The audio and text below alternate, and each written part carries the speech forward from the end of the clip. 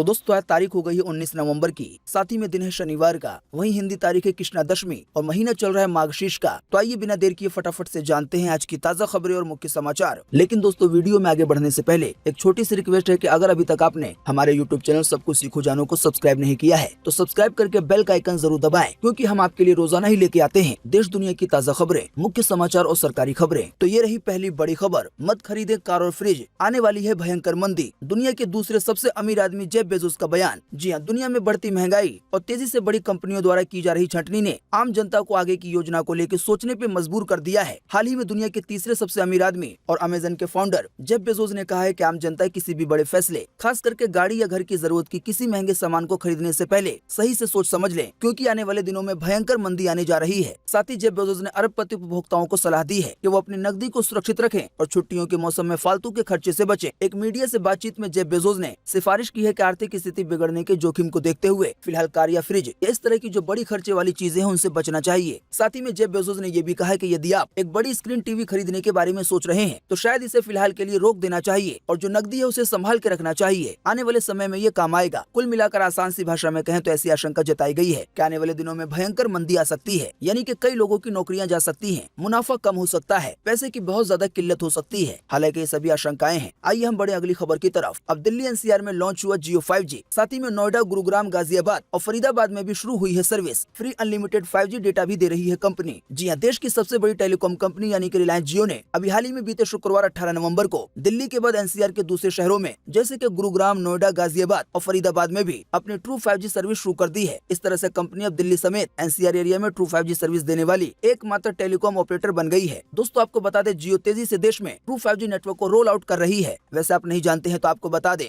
दिल्ली के अलावा मुंबई, कोलकाता, वाराणसी, चेन्नई, हैदराबाद, साथ ही में बेंगलुरु और नाथद्वारा में रिलायंस जियो अपनी ट्रू 5G सर्विस पहले ही शुरू कर चुका है। साथ ही दोस्तों आपको जियो के फ्री ऑफर के बारे में बता दें कि दिल्ली में लाखों यूजर पहले ही जियो ट्रू 5G सर्विस का इस्तेमाल कर रहे हैं। अब एनसीआर क्षेत्र में भी 5G सर्विस की लॉन्चिंग के बाद जियो यूजर्स को जियो वेलकम ऑफर का इन्विटेशन मिलना शुरू हो जाएगा। आप नहीं जानते हैं तो आपको बता दें, जियो के वेलकम ऑफर के तहत कस्टमर्स को अनलिमिटेड 5G डेटा और 1 Gbps तक की स्पीड मिलेगी और इसके लिए अभी फिलहाल जियो यूजर्स को कोई भी कीमत चुकाने की जरूरत नहीं होगी। हालांकि आने वाले दिनों में जब 5G के प्लान लॉन्च होंगे तो उस समय से 5G का चार्ज लगना शुरू हो जाएगा। हालांकि अभी बिल्कुल फ्री है। साथ ही आपको बता दें, जैसे जैसे देश के जिन भी शहरों में जियो की 5G सेवा लॉन्च होती जाएगी वैसे वैसे वहाँ के लोगों को ये ऑफर मिलने लगेगा। दोस्तों अगली खबर के बारे में बताने से पहले आइए आपको एक इनामी सूचना की जानकारी देते हैं अपने चैनल सब कुछ सीखो जानो की तरफ से। दोस्तों आने वाले कुछ हफ्तों तक हमारे चैनल पर कई तरह के इनाम बांटने का ऑफर चलेगा। दोस्तों आपको बता दें, हमारे इस वीडियो को जो भी यूजर शुरू से अंत तक बिना भगाए देखेगा और हमारे इस वीडियो को लाइक करके साथ ही में इसे अगर फेसबुक और व्हाट्सएप पे शेयर करेगा तो ऐसा करने वाले किसी एक यूजर को हर हफ्ते इनमें से कोई भी इनाम मिल सकता है, जो अभी आप अपनी स्क्रीन पे देख पा रहे हैं। आपको बता दें, फ्री इनाम का ये ऑफर कई हफ्तों तक चलेगा। इसी की वजह से आप सभी कोशिश करते रहें, कभी भी किसी का भी चांस लग सकता है। साथ ही हर हफ्ते का जो विनर होगा उसकी जानकारी वीडियो में ही दे दी जाएगी। आइए देखें अगली खबर। देश के गृह मंत्री अमित शाह ने दिया बड़ा बयान, कहा आतंकवाद को किसी धर्म से नहीं जोड़ा जाना चाहिए। जी हाँ, केंद्रीय गृह मंत्री अमित शाह ने आतंकवाद के वित्तीय पोषण को आतंकवाद से बड़ा खतरा बताते हुए अभी हाल ही में बीते शुक्रवार को कहा कि इसे किसी भी धर्म या राष्ट्रीयता या किसी भी समूह से नहीं जोड़ा जाना चाहिए। आपको बता दें, देश की राजधानी दिल्ली में स्थित होटल ताज पैलेस में आतंकवाद रोधी वित्तीय पोषण पर आतंक के लिए कोई धन नहीं यानी कि नो मनी फॉर टेरर विषय पर आयोजित तीसरे मंत्री स्तरीय सम्मेलन को संबोधित करते हुए देश के गृह मंत्री अमित शाह ने ये बातें कही। वैसे तो अमित शाह ने अपने बयान में काफी कुछ कहा, लेकिन जो उनकी एक बात मीडिया में चर्चा का विषय बन गई है वो ये है कि आतंकवाद को किसी धर्म से नहीं जोड़ा जाना चाहिए और न ही किसी समूह से और न ही किसी राष्ट्रीयता से यानी कि किसी खास देश से। दोस्तों आप भी इसी वीडियो के नीचे कमेंट बॉक्स में कमेंट करके बताएं कि आतंकवाद को किसी धर्म से जोड़ना चाहिए या नहीं। इस पर आपकी पर्सनल राय क्या है?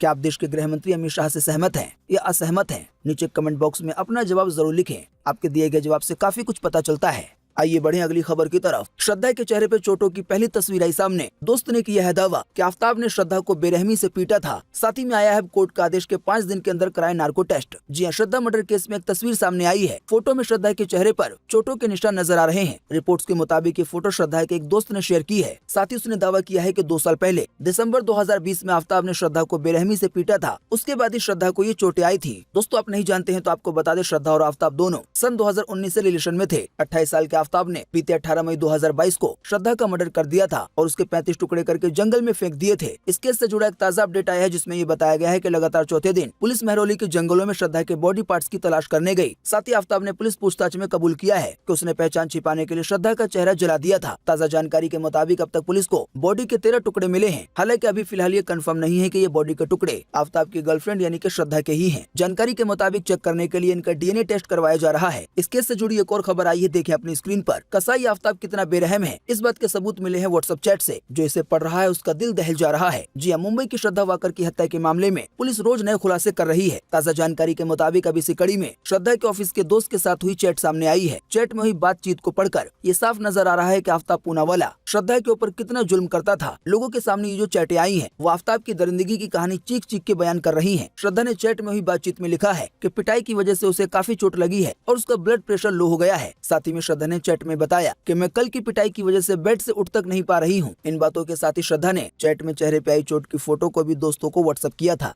आइए बढ़े अगली खबर की तरफ। डाटा प्रोटेक्शन बिल में हुआ संशोधन, अब कानून तोड़ने पे कंपनियों पे लगेगा 500 करोड़ रुपए का जुर्माना। जी हां, संसद के निचले सदन से digital personal data protection bill को वापस लेने के 3 महीने के बाद भारत सरकार ने अभी हाल ही में बीते शुक्रवार को एक नया डाटा गोपनीयता कानून प्रस्तावित किया है, जो कि टेक और सोशल मीडिया कंपनियों को यूजर्स की निजी डेटा को देश के बाहर भेजने की परमिशन देगा। यूजर्स की निजी डेटा को देश के बाहर भेजने की परमिशन देगा। दोस्तों, वैसे आप नहीं जानते हैं तो आपको बता दें, वर्तमान में देश में 76 करोड़ से ज्यादा लोग इंटरनेट पे एक्टिव हैं, जिसे आने वाले वर्षों में 120 करोड़ तक पहुंचने की उम्मीद है। आपको बता दें, भारत दुनिया का सबसे बड़ा कनेक्टेड लोकतंत्र है। दोस्तों, कुल मिलाकर आसान सी भाषा में कहें तो जो भी टेक या सोशल मीडिया कंपनियां हैं, उनके लिए सरकार की तरफ से एक नया बिल लाया गया है और इस बिल में कंपनियों के लिए कई तरह के कानून हैं। खास करके आपके डाटा को लेकर कंपनियों के लिए जो नए नियम आने वाले हैं, उनका मकसद यूजर्स की प्राइवेसी को लेकर सख्त कानून बनाना है। जानकारी के मुताबिक बिल में ये साफ तौर पे बताया जाएगा कि किस यूजर के डेटा का इस्तेमाल कहां-कहां और किस किस तरीके से होगा। साथ ही बताया गया, अगर कोई कंपनी सरकार के बनाए हुए नियमों का उल्लंघन करेगी तो उस पे 500 करोड़ रुपए तक का जुर्माना लग सकता है।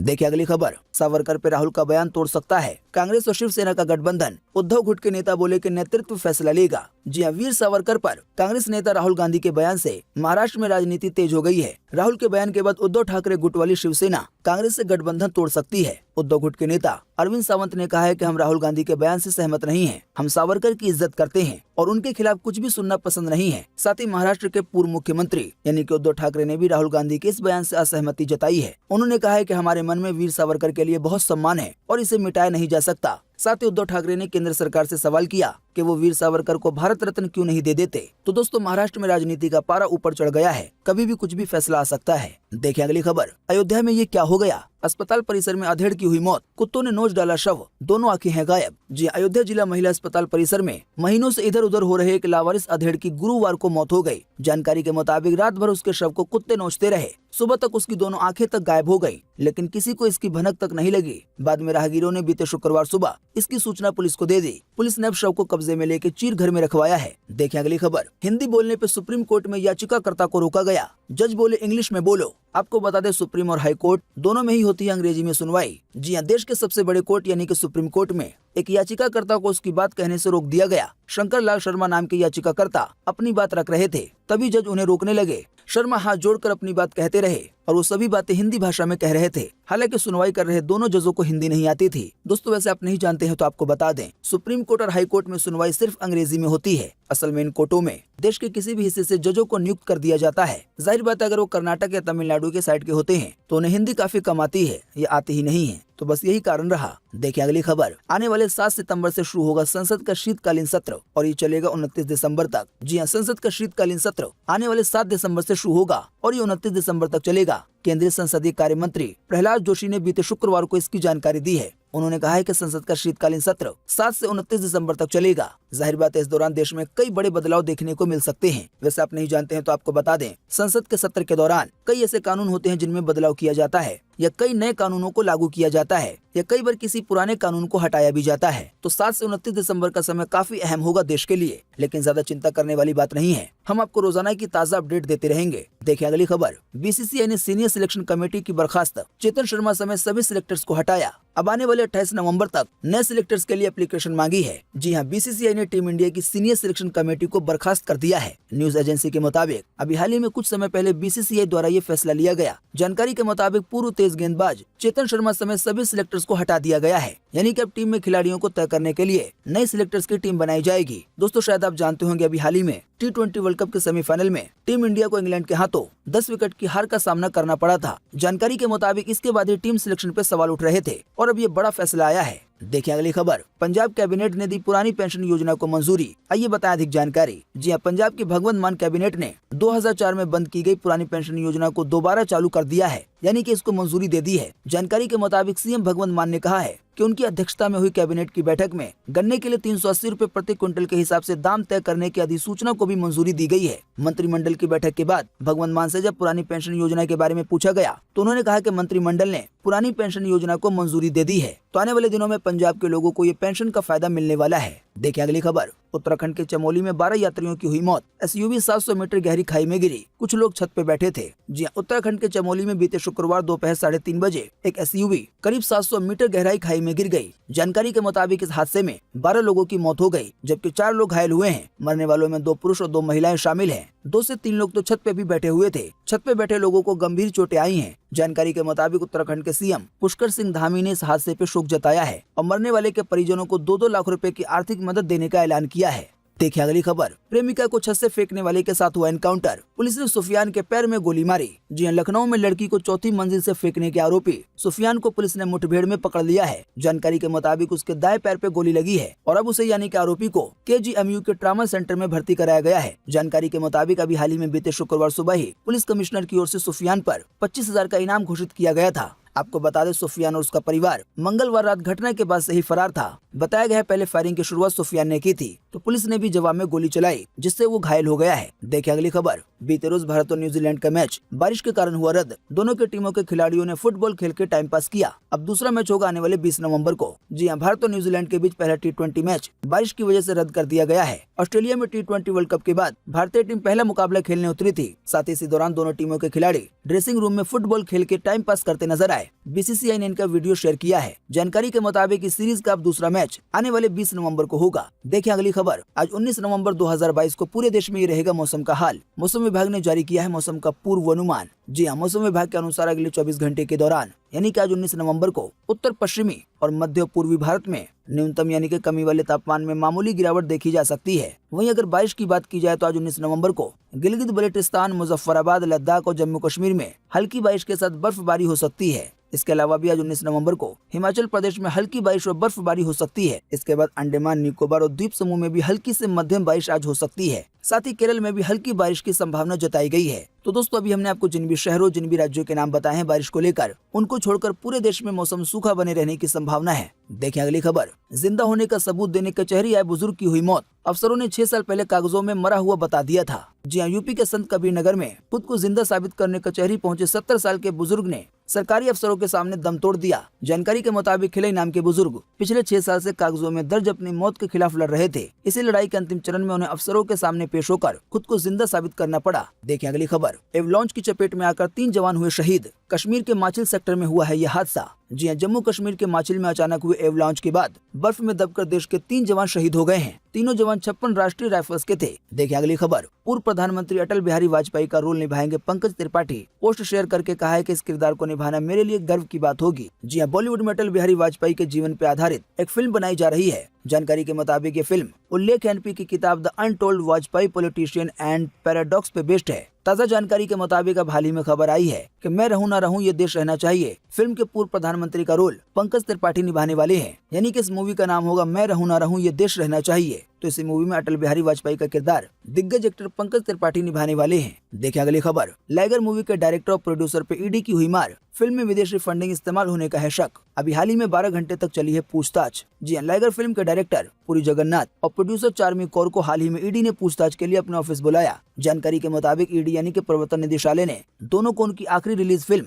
लाइगर की फंडिंग के बारे में पूछा, यानी कि लाइगर मूवी बनाने के लिए कहां से पैसा आया। रिपोर्ट्स के अनुसार ईडी को शक है कि लाइगर मूवी में विदेशी फंडिंग हुई है। जानकारी के मुताबिक इसी सिलसिले में फिल्म के फाइनेंस की जानकारी देने के लिए बुलाया गया है। लगभग पूछताछ 12 घंटे तक चली। देखिए अगली खबर, आमिर खान की बेटी आयरा की सगाई। फंक्शन में आमिर फैमिली के साथ देखी दोनों पत्नियां। फातिमा सना शेख भी नजर आई। जी आमिर खान की बेटी आयरा खान ने अभी हाल ही में बीते शुक्रवार को अपने लॉन्ग टाइम बॉयफ्रेंड नुपुर शिखारी के साथ सगाई कर ली है। दोनों के एंगेजमेंट के वीडियो फोटो सामने आए हैं। इरा खान जहां रेड ड्रेस में दिख रही हैं, तो वहीं नुपुर ब्लैक सूट में नजर आ रहे हैं। देखें अगली खबर। तारक मेहता का उल्टा चश्मा के आने वाले एपिसोड्स में नहीं दिखेंगे चंपक चाचा। शूटिंग के दौरान सेट पर हुए हैं घायल, डॉक्टर ने दी है बेड पे रेस्ट करने की सलाह। जी हां, famous TV show Taarak Mehta Ka Ooltah चश्मा शो के फैंस के लिए बुरी खबर है। दरअसल अभी हाल ही में खबर आई थी कि चंपक लाल गड़ा यानी कि अमित भट्ट चोटिल हो गए हैं। इस वजह से डॉक्टर ने उन्हें कुछ दिनों के लिए बेड पे आराम करने की सलाह दी है। देखिए अगली खबर। 45 साल में पुरुषों के स्पर्म काउंट हुए आधे, भारतीय मर्दों पे सबसे ज्यादा है असर। वैज्ञानिक बोले खतरे में है इंसानों का वजूद।